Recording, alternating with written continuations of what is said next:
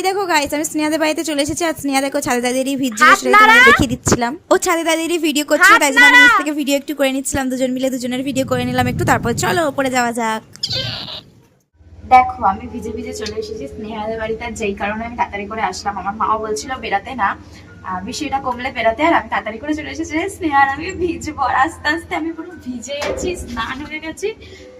আর এখানে এসে দেখছি বৃষ্টিটা কমে গেছে। তো চলো, স্নেহা ছাদে আছে, যাই। আমাকে ফোন করে বলে দিল আমি ছাদে আছি, ভিজছি।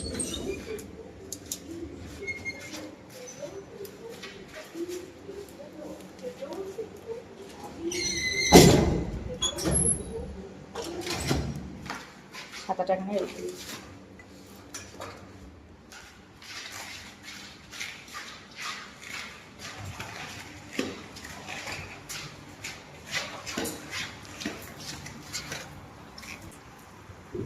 দেখো কেরাম মরা খেকো বৃষ্টি।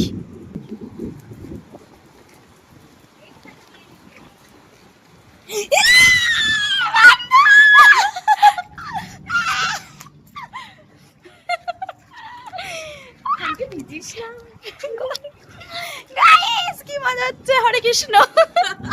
এই রোদ উঠেছে, কোথায় গেল বৃষ্টি পড়ছে, কোথায় গেল চাঁদ ও সূর্যটা।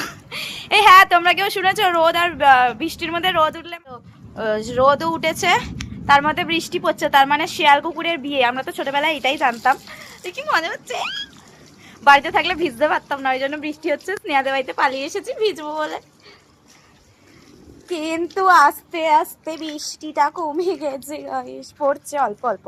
আমি দেখো পুরো ভিজে স্নান হয়ে গেছি, খুব মজা হচ্ছে, খুব মজা হচ্ছে।